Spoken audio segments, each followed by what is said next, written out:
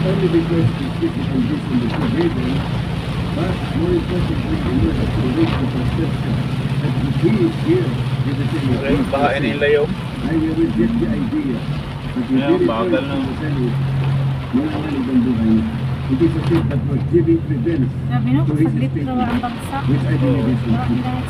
Pero sabi Ano kaya sa ko ba? hindi naman nawala Is sa kasi presidente mana. ng Senado, si Hernandez. Napagkasudoan nila ng Kamara na doon ito sa kontra ni Calhin at ang Senate Security ang nagpapantay.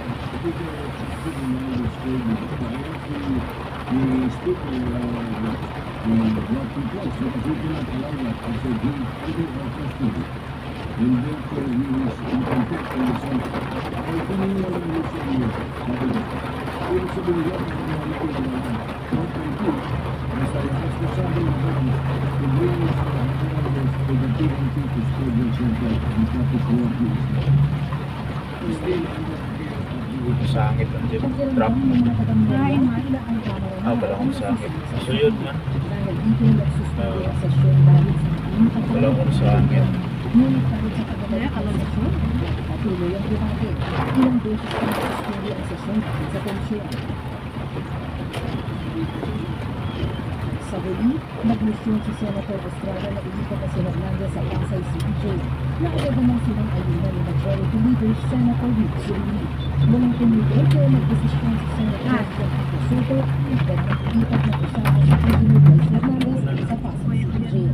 Matapos na ilipat ang chairmanship ng Senate Ruling Committee kay Senator Dali-dali ba? Dito nakili. Tapos na ang internal cleansing ng komite.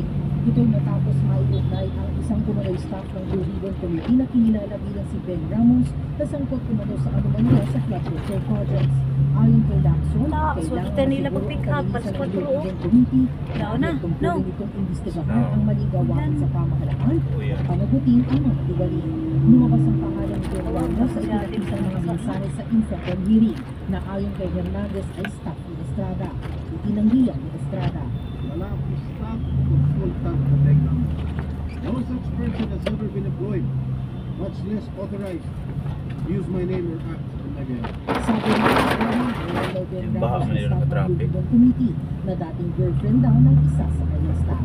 Sa gitna naman ng aligasyon ng katiwalian laban sa kanya, sinagot din ni Estrada ang mga umuungkat sa kanyang nakaraan.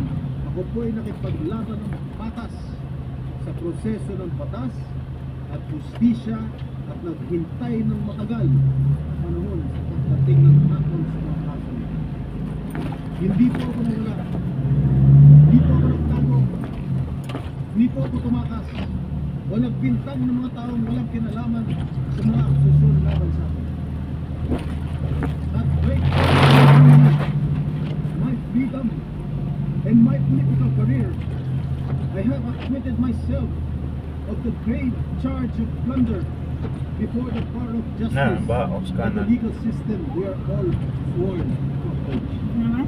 Baha sa kanan. Pero mababa. Kaya nala yung kakainan.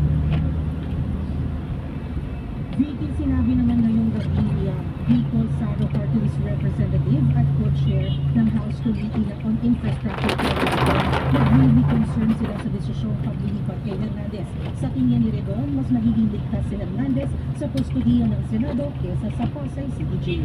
At yan ang latest mula rito sa Senado. Balik sa iyo. Maraming salamat sa iyo, Jay Santos.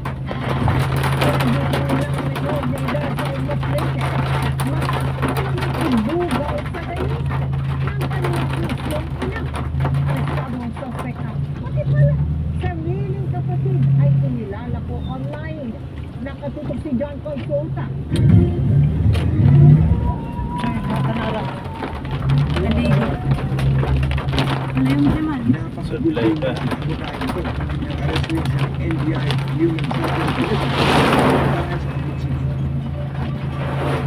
Ayon sa NBI, kaugnay sa pagpapasa ng malalaswang litrato at video ng suspect sa isang US national.